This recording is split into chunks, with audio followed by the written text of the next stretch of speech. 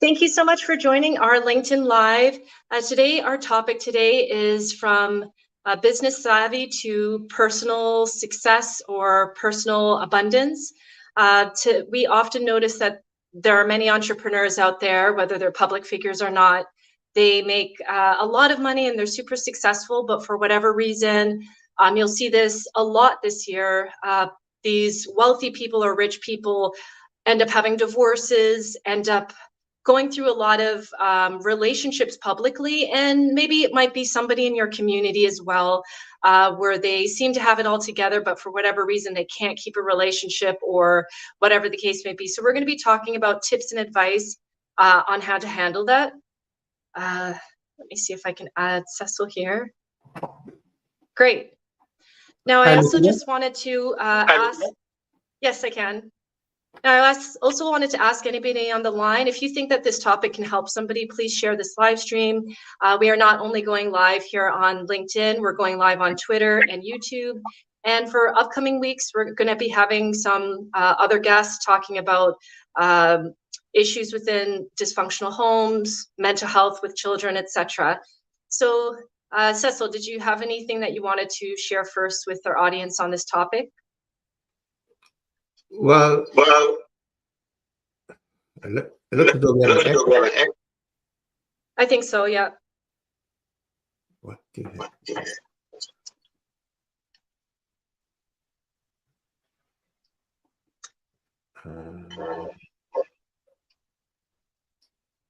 Yep.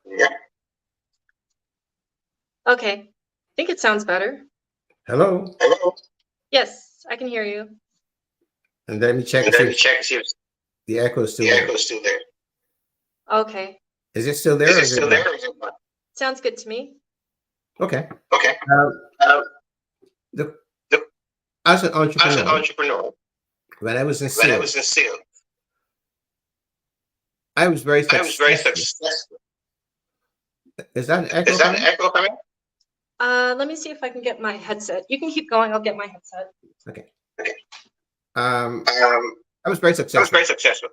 And I was only focused on making money. So the challenge for me was I was tunnel vision. All that mattered was making money. So for most people, if you don't have a way to kind of separate work from home, you're gonna have issue. Because all you're thinking about is making money. Relationships, family doesn't really matter. And that's my perspective. Right?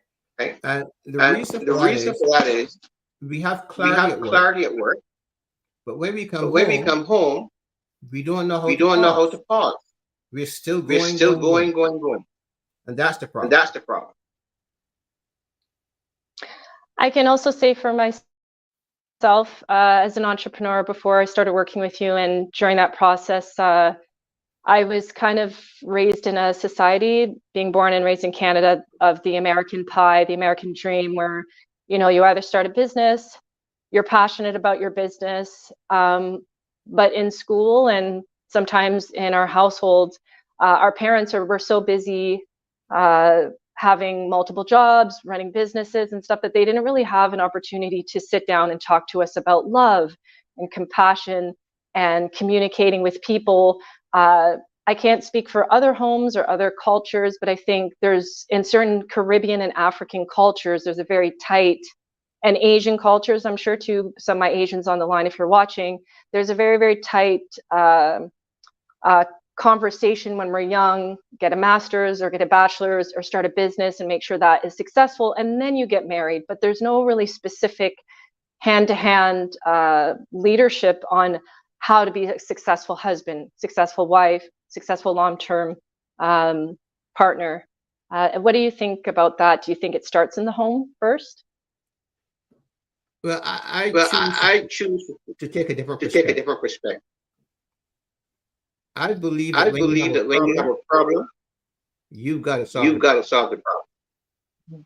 You can't go back and blame your mom, dad, the school, government. If you have a problem, it's incumbent upon you to find a solution. Right. So that's Right? basically That's basically what you have. So do you think, I guess what I'm trying to say, so the people on the line that haven't had children yet, maybe they're married, they're about to have children, let's speak maybe to them. Do you think that they should have not just a focus on allowing their kids to be successful from a monetary standpoint and from a school or business standpoint? Do you think that the parents, the upcoming parents on the line, do you think they should also focus on, if they don't have the answers to raising their children with these fundamentals of success within intimate relationships, do you think that they should get coaching for their children, or they should maybe do some research before having children? Like, what are your thoughts on that? Well, in order to fix any problem, you need to have clarity. Right? I don't care what it is. You need to have clarity. So you need to figure out how you're going to get clarity. But if you're all caught up working I'm busy, it's very difficult to even think of clarity. So that's why I said the problem is not. The problem is with us. Right? Right? We need to go on. Unfortunately, we're not even aware that we need clarity. I'm guilty of that. We're not aware we need clarity. So it's a vicious circle. Now it looks like Cheryl, Mr. McIntosh, need to mute his cell. Maybe she's hearing a background or something. I can't hear it, but I'm sure maybe that's what she's hearing. But we can continue to go on with this topic. So I know that you and I have had many sessions, Cecil, over these past 2 and more than half years. Some of the things that you've taught me was, if you're compassionate with your clients and you have great listening skills, or you can quickly not just find a solution for a client, but if maybe they're coming across aggressive, that one of the things that you taught me is that it's not just about getting the solution, it's about how you handle that conversation before getting to the solution, because often clients or customers can feel ignored, or sometimes in customer service, the reps just want to get straight to the answer. They don't really repeat the things that customers are saying on the line, as far as repeating with compassion or repeating their feelings and then getting to the solution. And then the second part of that is, you taught me that as entrepreneurs, the compassion and the conversations and the listening skills and the solutions and the care that we give clients can, in our brains, not realize that can also be a transition into our intimate relationships. Did you want to expand on that?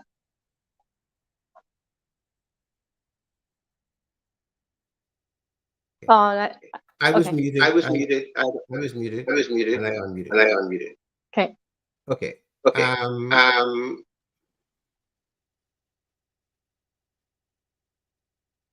It goes right back to having clarity. Mm-hmm. Now, let me give you an example so that we can make this simple. If I give you a 1,000-word document, and I said to you, read a document. What you would have to do in order to make sense of it is to punctuate the document. Well, that is what you need to do in your life. You need to take pauses. Right? And when you can take a pause, that's where the clarity comes in. But that's what I said. This is the beginning of everything. All the problems we have is we're not taking pause. Right? But unfortunately, we are not aware of that. I was guilty of that. It took me some bankruptcy before I discovered that. So I'm not telling you something that's fixed. I'm saying it's reality. The question is, how do you go about dealing with it? Now, all of my pop culture fans on the line, this year has been I'm not sure if you're plugged in, Cecil, but this year has been one of the most remarkable years of my life, where I've seen more celebrities who got together during the pandemic fall apart. I'm not joking. I swear to you, every week or two, divorce. And oftentimes there are children but these people are multimillionaires. They're making 7 figures, 8 figures. They have books that are on the New York bestseller. And like, I'm not going to say the couple's name because we're not going to talk about that, but I was heartbroken yesterday to see one of my favorite public figure relationships. They're both successful and it just didn't work.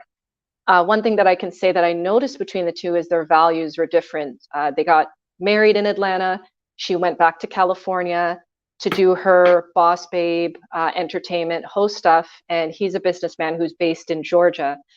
So what do you think could be some of the biggest reasons right now in the millennial, or just in all spaces, why young people are successful at business, but then when it comes to choosing a partner, can fall off the map with that, end up in divorce, etc.? It's a bigger problem. Right. Forget about celebrity. Right. Okay? Let's not use celebrities as a model. Mm-hmm. Okay? That's not fair. Yeah. So here's the problem. There's only one thing that we all need in life. Is freedom, happiness, love. They're all synonyms, but they all mean the same thing. Now, if you approach business, relationship, or whatever you're doing, or let's take a simple conversation, right? You're having a simple conversation. If you approach that from perspective of love, right? And love was the overarching umbrella of everything you're doing. Then if you start in love, you're gonna fall in love. If you start in anger, you're gonna fall in anger. But most of us are not in love. Most of us don't even know what I mean. So when you see relationships fall apart, the bottom line is the main ingredient. Love is never there in the beginning. Wow. So, and you and I have worked on love in different areas of my life in different sectors, because I think we often in the Western world have this concept that if we go to the gym, if we take ourselves on vacation, if we put on makeup, if we go to the mall and get our nails and hair done, that's love. But what, in your opinion, what is the true essence of love that is totally opposite, I think, than the Western society's expectations of what that really means? Let's see how I can explain that to you. Have you ever been in a room and somebody came in the room and you just felt the connection? Yes, many times. Or you seen a child and you felt like connection. Mm-hmm. Or you walk in and you see a tree. Or the wind blowing. And there was that something that was right at the core of who you are. Right? That's love. Now, we only have a fleeting experience of it. And the fleeting experience we cannot experience often because we lack clarity. But that is the essence of it. And the beautiful thing about that is when you see the child or the person, that's what love is. And the beautiful thing about that is not up and down. It's just is. Right. Now, for all of my entrepreneurs on the line, let us know in the comments, do you currently have a coach or a mentor that has helped you get through your career or your business? And the reason why I'm asking this question, and let us know in the comments, we want this to be interactive, everybody, or comments and questions. But for Cecil, I'm a pretty big fan of Robert Kiyosaki. He admitted, I think 4 or 5 months ago, that he has multiple coaches because he's a multimillionaire. He has a coach for food, for his marriage, for his finances, and we can keep going. And he can afford it, right? But for the people here that might not be multimillionaires, again, they're successful in their careers or their businesses. Do you think that if they do have a mentor or a coach on the business side, do you think that they should have a trainer or a coach on the more intimate side because they're the same but different at the same time? That would vary from person to person. That would vary on the experiences. There's too many variables there. But here's my end. The most important thing you need to get to know is who are you, and what happens is all of that. The reason why this is important. This is overarching. This covers everything. It doesn't matter whether you're rich, poor, business, relationship. It covers everything. I'm not saying that when you should have a coach or no coach. I'm here saying what you need to have information about.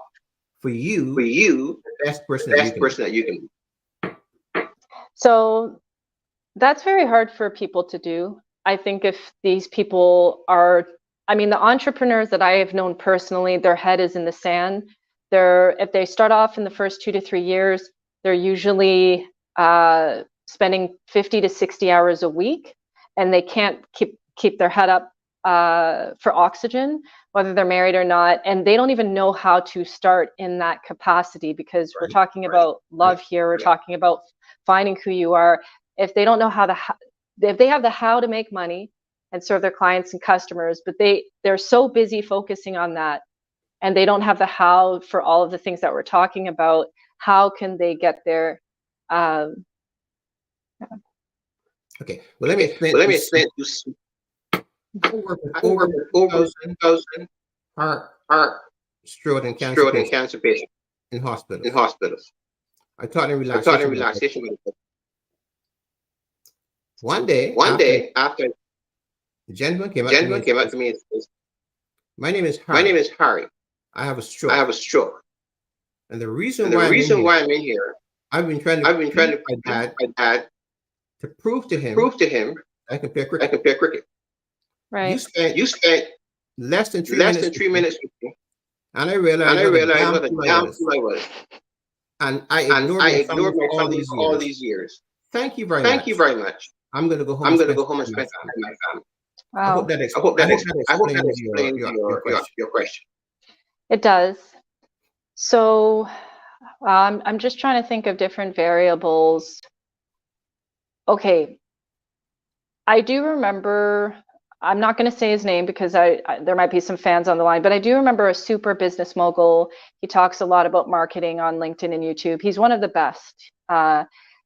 And he's not married to that woman right now. Like many of these people, he had a divorce during the pandemic. But I do remember him saying that he loved business so much that his wife understood that, and this man has children. And I also remember him saying that he loves being on the road. And he didn't really say it, but he said he loves being on the road and being a mogul compared to being at home and just being I'm available kind of father.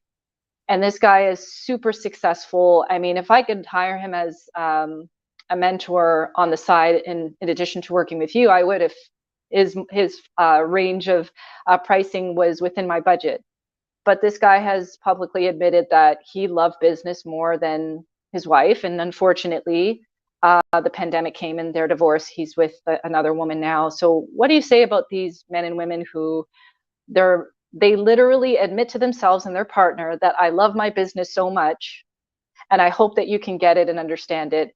Point blank, period. That's where I am. I'm not changing. What about those personality types? They believe that business is different from them. Two separate. Business and me. That's the problem. You see, life, when you're looking at love, there's no separation. Right. So what most business people did, and I am guilty, is we separate our lives is business. Nothing else. So So if how can you function when all you think of this? The problem sooner or later, but again. So So what happens is we we get get attached attached to to something. the problem The is problem you is don't you get don't attached to get anything. attached to anything. You can have everything, but you don't need but to you don't need be to be married to it. married to it. Right. But most people think They have to be married to married to it to keep it. keep it. It's the opposite The way opposite around. way around. Everything can go. Everything can go. Every life goes on. But when you understand what freedom what of love freedom is, of love is, the things that the are things that are still going going to to happen, but it doesn't but it affect doesn't affect you. Now, a lot of what we're talking about, Cecil, these are breaking barriers within cultures. I know earlier you said that's not necessarily a problem, but I think it is for people who are born and raised in really tight communities and cultures where their parents tell them, you have to be a surgeon, you have to be a lawyer, you have to be a doctor. And you and I both know these type of careers and jobs, they don't take 4 or 5 hours of your time unless you build systems behind you. They take 50, 60, sometimes 70 hours a week of these people's times. But then these tight-knit cultures are also saying, we want you to get married at 25. We want you to have 3 or 4 children. And this is, we have an arranged situation. So a lot of what we're talking about here is breaking these boundaries, these cultural things, which I think a lot of people are getting now, but some people are stuck in that. But my mom, like you just said, my mom, my dad, this is what they want. They want me to be a lawyer, da da da da da. So what can we say about people who are in these tight cultures where the mom, the grandma, the pop, this is a generational thing? How can they break out of this way of thinking if this is their culture? This is success. This is reality for them. Nobody can break you of anything. Mm-hmm. Nobody can put you into anything. Right. It's your responsibility to take action. Now, right. It doesn't matter what your family was like. Mm-hmm. Each of us are constantly getting messages telling us what to do. Right. But we're not listening. So the problems can be solved naturally if you listen and took action. Right? But unfortunately, we don't know how to listen. And I was guilty of that. So I'm not pretending. Right? And that's the reality of it. Now we have a comment from Algria Tahar, sorry. Thank you again. I know a little bit of French. Hello, interview participants. He said he appreciates this webinar format and what we're saying and appreciates the feedback and has been thanking us. So thank you, Mr. Tahar, again. We appreciate you always coming on the line. So I have a deeper question to that, Cecil. And all of my people from tight-knit communities, you know what I'm talking about. What about those parents that are funding their businesses? Maybe these are students that are also entrepreneurs funding their education, and their father and mom are very tight. And they're saying, I know you want to go in this direction, but we have this wife for you, or we think you should be a lawyer versus a podcaster, for example, something a lot of generations just still don't get. And if you don't listen to us, we will cut your funding for school and we will stop paying you monthly payments for your business. So these are real life situations. What do you say for people who are in these tight situations with their family unit, right? Well, I'm going to give you a personal example. Right. I have a client. And I'm going to use the name that she would love me to use the name. Her name is Lucia. Mm-hmm. And Lucia was from a very wealthy family. And when she met, she was here to the business. And they kept on pushing her. And Lucia said, I don't know who the heck I am. I know where I'm going. And she worked with me until she discovered who she was, what she wanted to do. And it turned out her calling was to be a nun. And she just took off and did. Right. Right now, she wasn't dependent on them to give them money. She just made sure she avoided that. Right. She had enough for her to survive. She was happy with that. So they couldn't bribe her. Right. But she wasn't making a lot of money. She was doing her thing. She was happy. Unless you get that point, right, where you can decide, I'm going to find my way. There are two ways. You can either what your parents are giving you or whatever set that way, or you can decide, I'm sorry. I'm going to find another one. It's going to be hard. Yeah. So that's your choice. That's great. And we have a couple of more minutes on the line here. So how can people on the line who are very, very comfortable with their business success, but want to break away from being single or maybe improve their current love relationship, how can they go about taking that first step? Right. I know you don't know their personal details, but how can they go about taking their first step other than clarity and some of the things that you mentioned during this live stream? Very simple. Remember I said, if you take off on love, you land on love. Mm-hmm. You fly in a plane. Take off on anger, you land on anger. You take off in comfort, you land in comfort. Wish you luck. That's true. Simple. It's that simple. Bottom line is we have to take responsibility. Absolutely. Nobody can tell us what to do. Nobody can force us to do it. We need to want to. I absolutely agree. Now we have a few minutes on the line. Again, thank you, Cheryl, for the tip, and thank you, Algeria Tahar. You're always on the line streams, and we appreciate that. Anybody on the line with any questions or comments right now? Entrepreneurship has been a big topic over these past 3 years with the laptop lifestyle and things like that. And there have been a lot of millionaires and many, many thousandaires. Let's give it up for the thousandaires on the line that have been successful before the pandemic and after. But the question that I think you need to ask yourself is, how is your love life going? How are your friendships going? Other than making money, what else is important to you? Did you also want to add to that, Cecil, as well? Any questions? As I said before, the mistake we make as entrepreneurs. Mm-hmm. We tend to think about money. Yes.